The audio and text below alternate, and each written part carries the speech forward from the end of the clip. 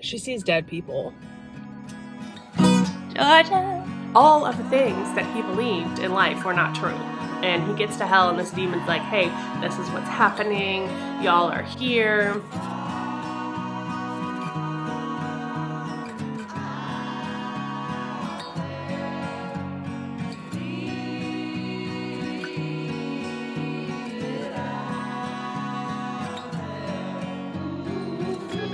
That's Canada.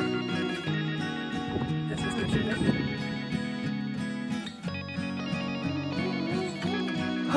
Okay, I totally failed Summerween. Failed 100%. Okay, hi y'all. It's Friday. I just realized today is the first day of Summerween. Like, what?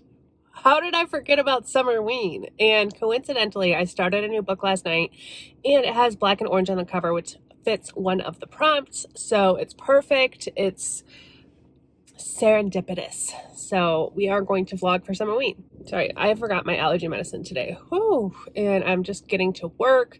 The book I'm reading right now, it's called Night Will Find You by Julia Heberlin. I'm not sure how to say her last name. I'm really loving it, and it's almost feeling like it's the perfect book for me, and it just kind of came out of nowhere. I'm hoping this is going to be a 5-star read. We're following this girl, this woman, I should say, and she is kind of psychic, but like a reluctant psychic, I guess. She sees dead people, and she's had kind of premonitions in the past. In fact, when she was a little girl, she told this guy in her middle school that he was going to get hit by a horse, and she ended up saving him from an accident with a blue Mustang. And ever since then, he's just like thought she was so incredible. Now he's a cop, and he asks her to help him out with some of his cases that he can't necessarily figure out. Someone's pulling it next to me. Oh, I'm so awkward. So a lot of people don't take her seriously. Vivi's also an astrophysicist. Anyway, there's this case. She's in Texas. Everything she's mentioning about Texas, I'm just like, yes, she's obviously, I think this author must be from the Dallas-Fort Worth area, because there's so much that they're referencing that's real, that's true, that I can like be like, okay, I've been there. The Katy Trail, things like that. Anyway, what else? I gotta go into work, but I will catch you up more later and let you know how this book's going.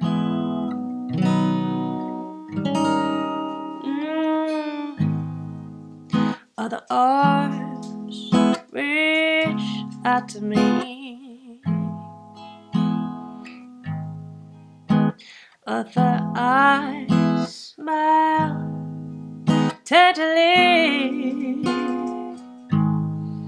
Still in peaceful dreams, I see the road leads back to you. Oh, Georgia. Oh, Georgia. No peace do I find, just an old sweet song keeps Georgia on my mind.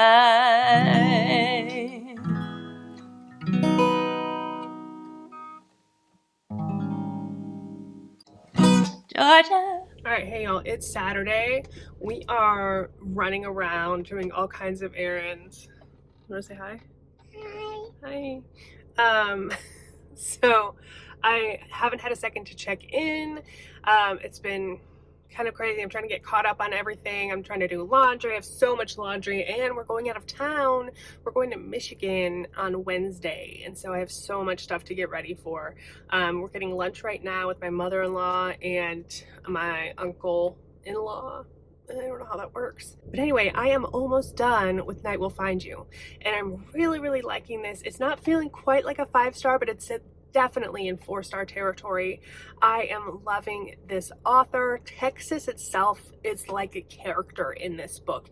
And now that I'm looking up more things about this author, I have heard of her other books and I've never read anything from her. So I'm really excited to actually read those now too.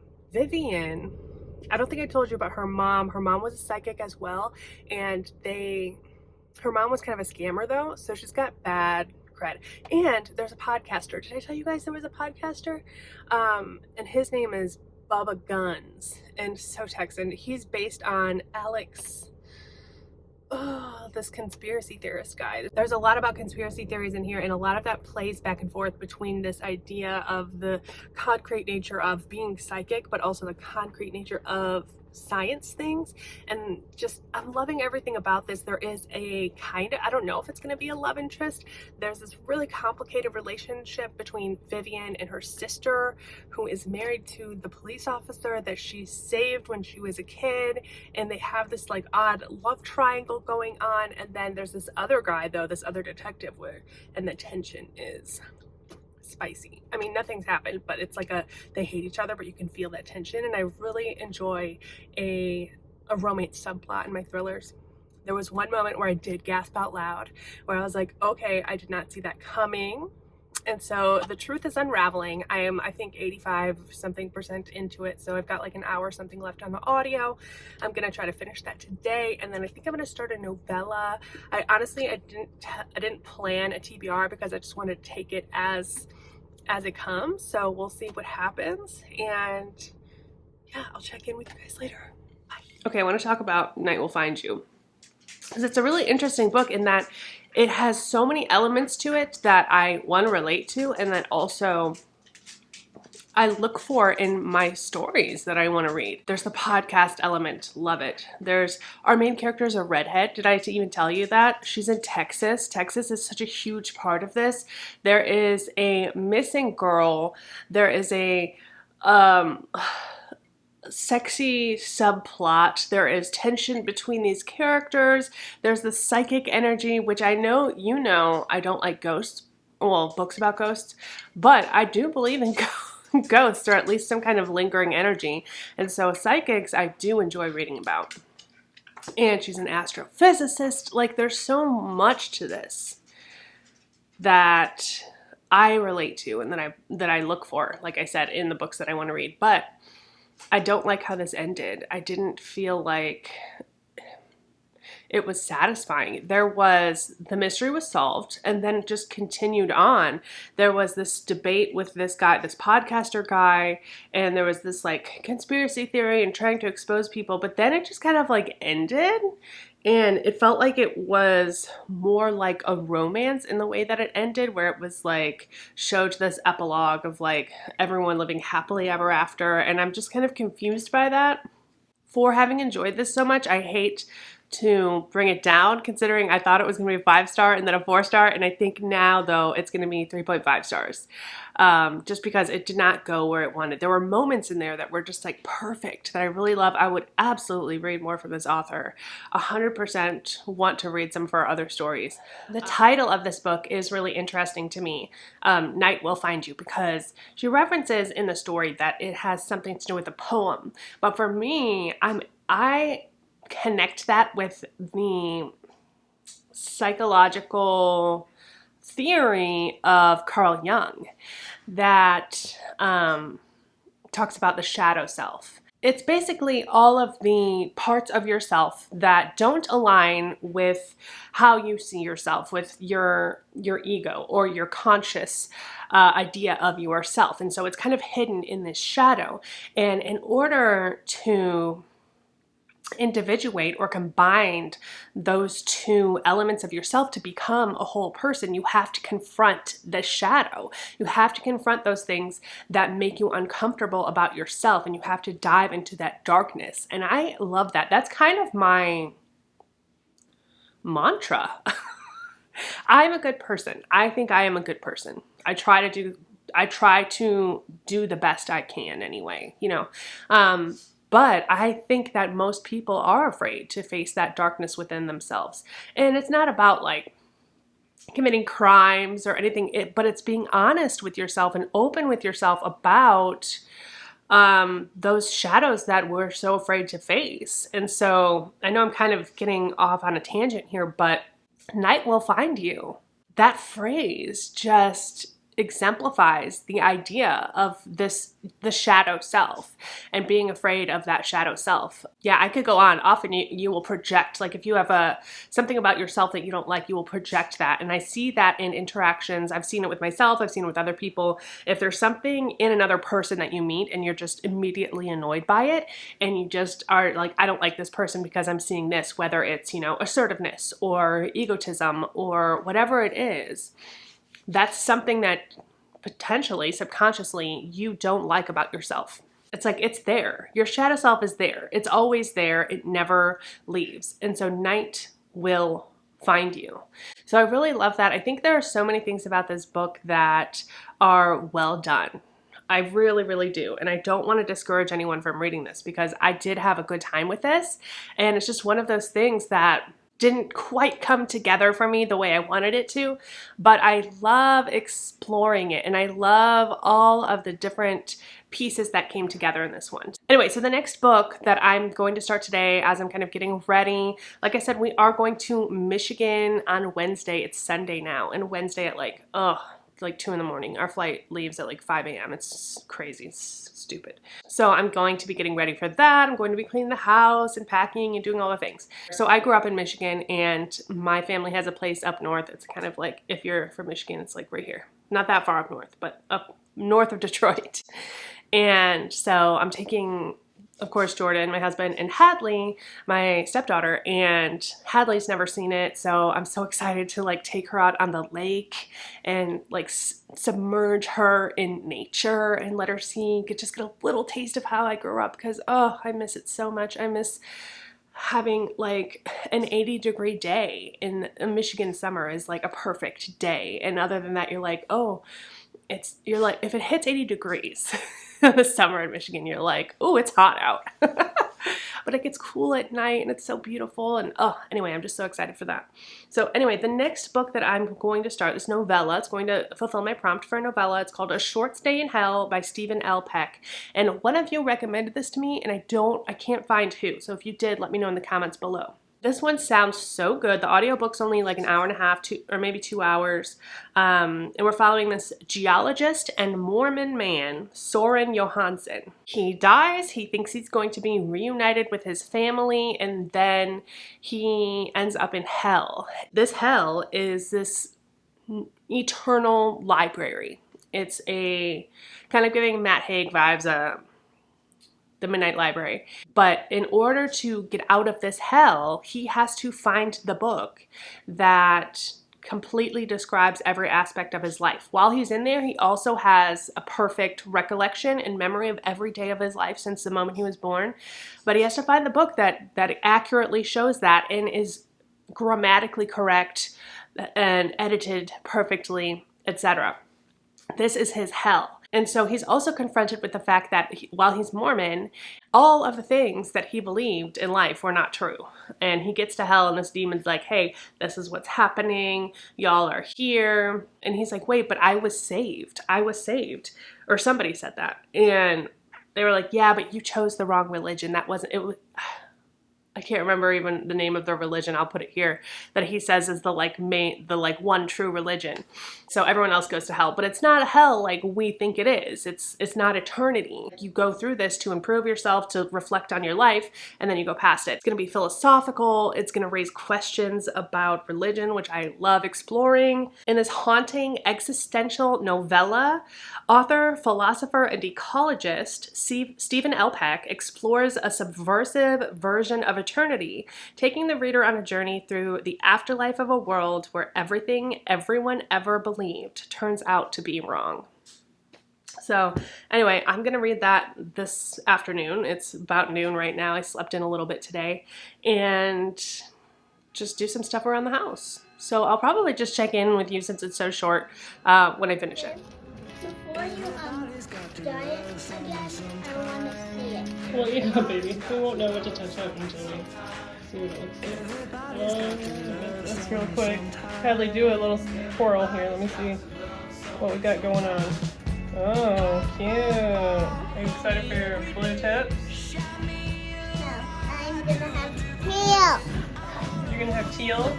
Well, we'll see how it turns out. It looks pretty blue. Hello, good morning. I am at work. I was running a little late today.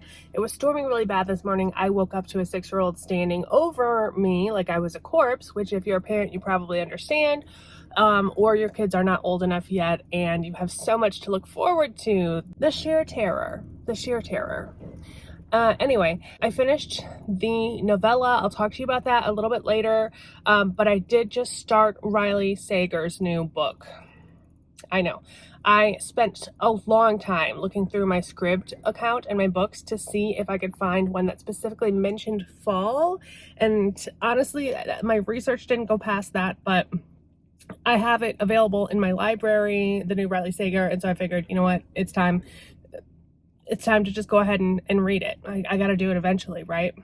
And so far, at first I was like, okay, there are two narrators and they're both women. So I was like, that's weird. But now I get it because one is Lenora and one is Kit. First of all, I love the name Kit. It reminds me of A League of Their Own. Love that name. So Kit is a caregiver for Lenora, or she's about to be. I'm like 10% in. She apparently was accused of something, some kind of murder maybe, but they couldn't prove it. And so her company suspended her for 6 months, but she did not give up and she kept coming back and they can't fire her. And so they hook her up with Lenora Hope, I think is her last name, who, like Lizzie Borden, was accused of killing her entire family. And she's now this old lady living in this mansion that is just in tatters. So they're kind of alike. And she can only speak through typing with her left hand, I think it is. She can't move her body. And so that second point of view is her typing. And it's a different narrator, which I appreciate the extra step to take it there and make it seem more realistic because it is like an old lady's voice. So I really like that. Yeah, anyway, what else? We dyed Hadley's hair last night. I'll put the pictures in here. We put the ends. It was supposed to be blue. It turned out more green, but I actually like it better. Jordan did a good job. He did do a good job. Anyway, I gotta go to work. And I'll check up with you guys on my lunch and tell you about the other book that I finished last night and maybe more thoughts about this one. Okay, let's go.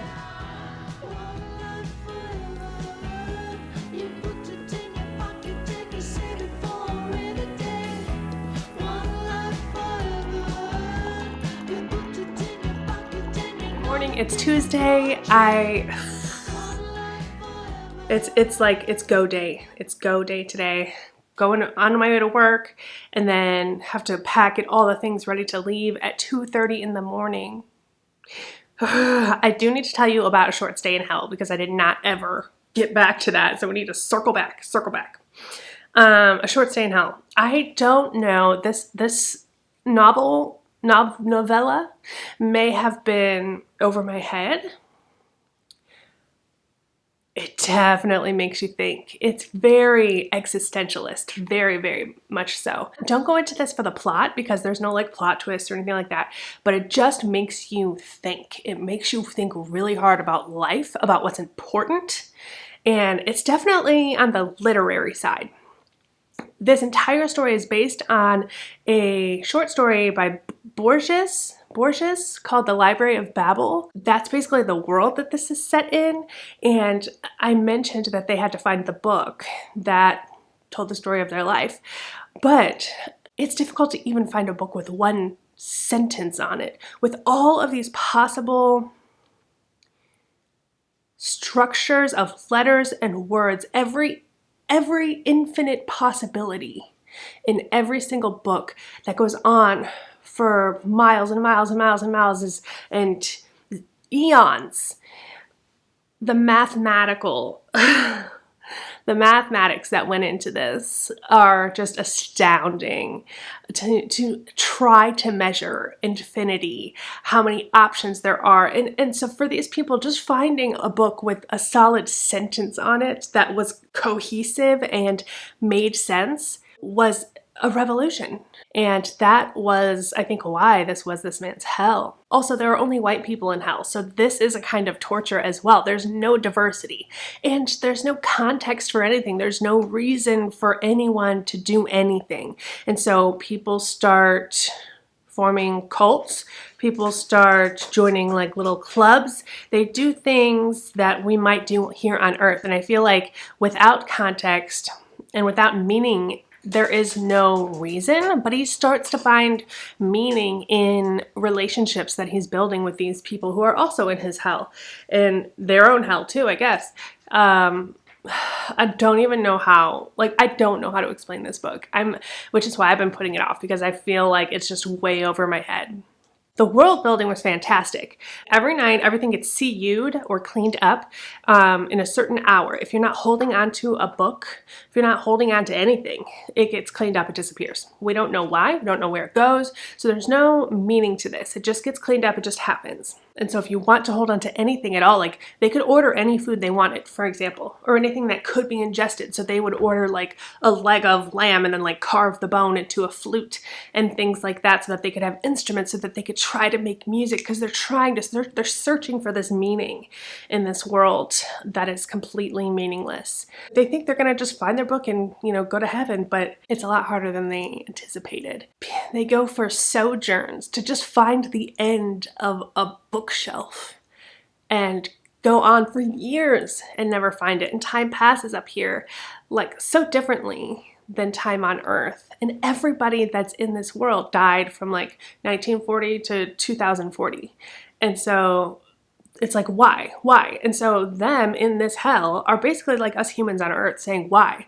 Is there a God? Why? And then if so, like, why do these people die? Why do those people die? It's like, it's almost like a riff on humanity in general.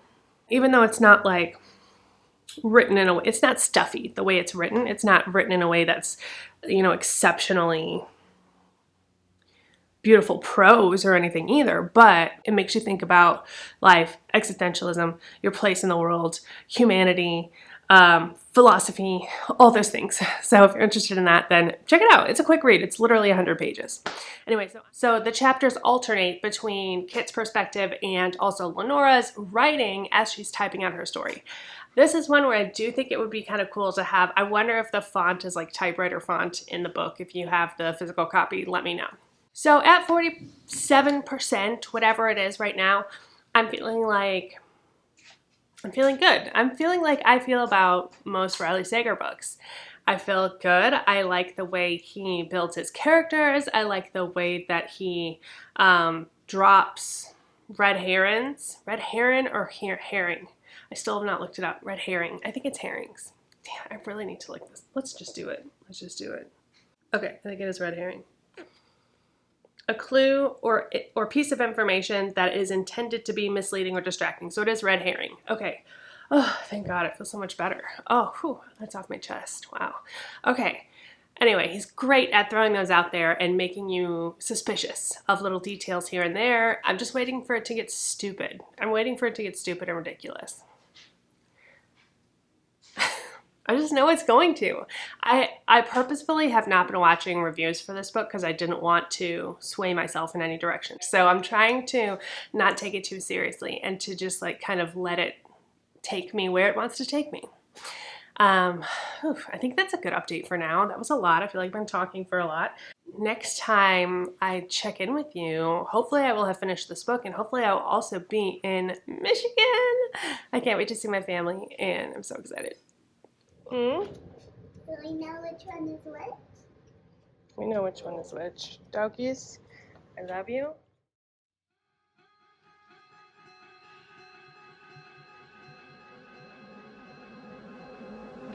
Everybody's got to love someone sometime. Everybody's got to love someone sometime. Everybody's got to love someone sometime. Everybody's got to love someone sometime. Far, far, far from me every day. Shine me a light to a different way.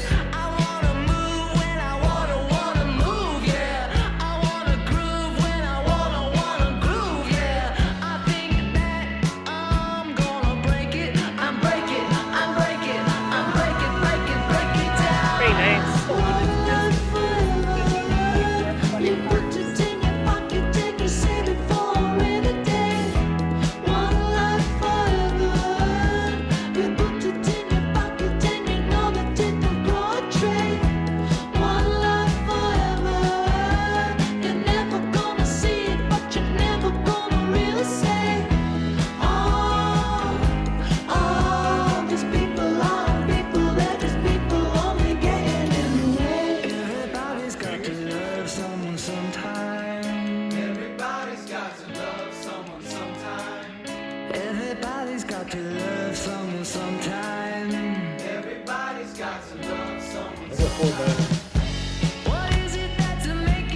4 diamonds. Okay, I'm gonna go.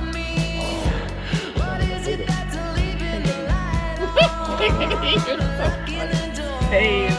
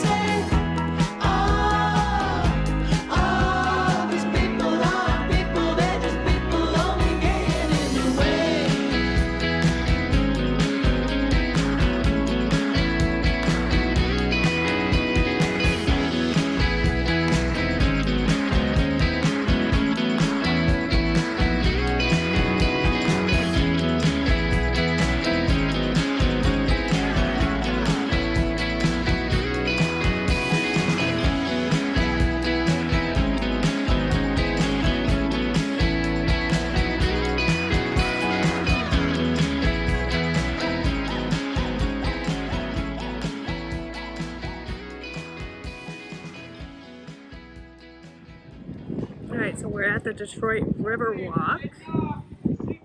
I am now 79% into the Wryly Sager book. That's Canada. This is Michigan. What to say? It's doing everything I expected to do so far. Sorry I haven't been checking in. It's just been a wild week. With everything going on, I haven't had much time to read even, which I thought I was going to, but I didn't. And so yeah, we're just here doing the carousel and the river walk. The book so far though, it's what I expected to be. Nothing crazy. I mean, there have been a couple twists here and there, but stop looking at me like that. I have to check in. I have to check in. My husband. But nothing that out of the ordinary for Wryly Sager. I am enjoying the writing. I'm enjoying the style, but it's kind of toying with the idea of something supernatural happening, but then not. So we'll see how that ends up. I'm absolutely getting the Verity vibes, which people have been saying. So I see where that is coming from now. That's really it for now. I'll check in when I finish it. I just wanted to give you a little update. Anything in there? Hey, you're blocking my view. Get the Duke of Sin, the big bunny and the Easter eggs, or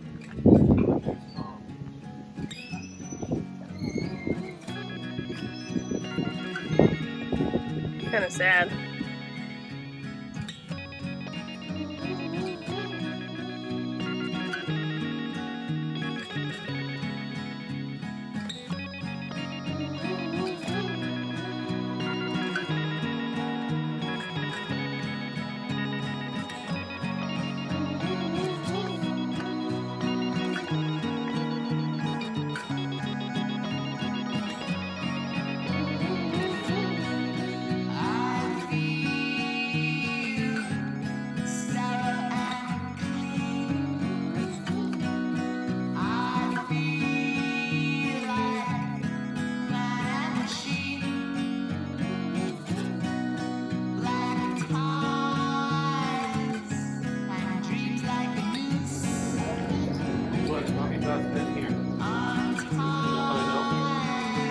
fingernail. I did just lose a fingernail, but I picked it up. It's in my pocket. It's right here. It's right here. We'll get to see the sunset.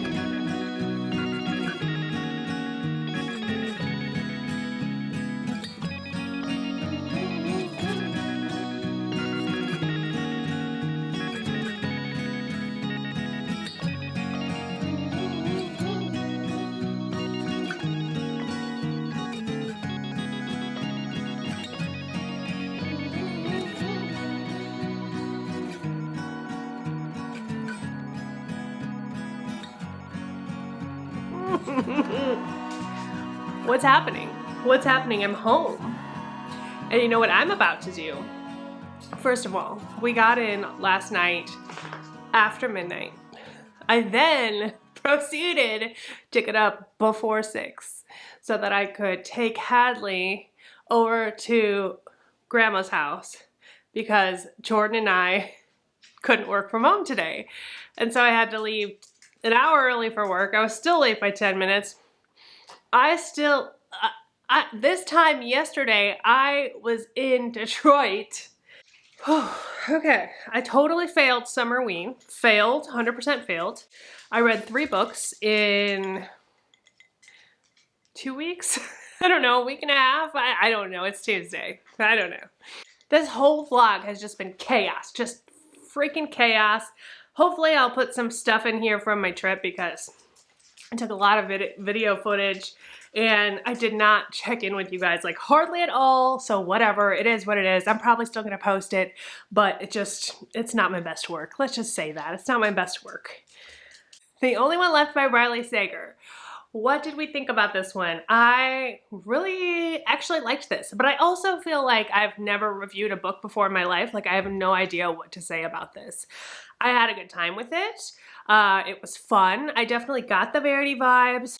Okay, I gotta give Wryly Sager a little bit of credit because I've been ragging on him the last couple books. Not even the last couple, the last one. The one with Survive the Night I actually liked. I think I gave that one 4 stars too. Y'all, I feel so nasty. I cannot wait to get out of these clothes. I've been sweating. It's 106 degrees today in Dallas. I miss Michigan so much already. Oh, I can't stop sweating. Okay, he does this thing where he makes your brain hurt, you know, like the twists that he comes up with, they make sense for the most part in this book, but it does rack your brain because you have to think. It makes your brain hurt because you're thinking so hard about all the little details that you thought were one thing but are actually not and are another thing. And so I really liked that. It made my brain hurt. I liked listening to the audiobook. I love the dialogue. I think Wryly Sager is great at dialogue and is great at writing women. The insertion of Lenora Hope's point of view, where it's like a written, because she's writing on this typewriter, I think really adds to the story, just like the written pages of the new Taylor Adams book. For some reason, these two authors just fit together for me. I think they're friends too. And that formatting, that not technique, but that like writing device, I really enjoy in a book. And that also adds another layer of that, like, is it, isn't it? Because this isn't something we're getting from a person directly, it's something we're getting from writing. And so you don't know when it was written. You don't know necessarily who wrote it, even though you think you know. That's not a spoiler. But yeah, it adds more elements to the thrillery stuff that's happening. This one didn't have any red flags for me, so cheers to that. It didn't trigger me like the last one did. It didn't drive me batshit crazy. I think it's just twisty enough. I think this one, I mean, people are liking it, so I can't say like I think it's going to be a hit because clearly it's a Wryly Sager, it's already a hit, but I definitely think this one's going over better than the last one. I will say that.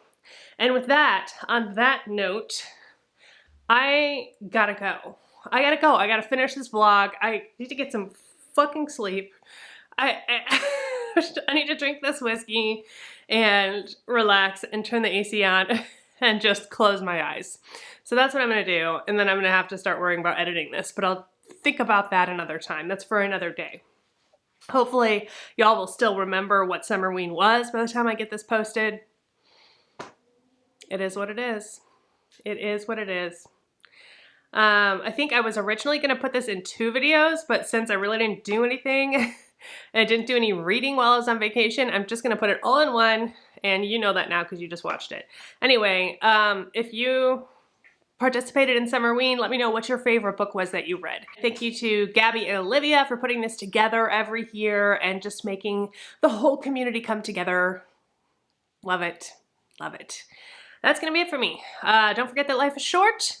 So read Wryly. Cheers and goodbye.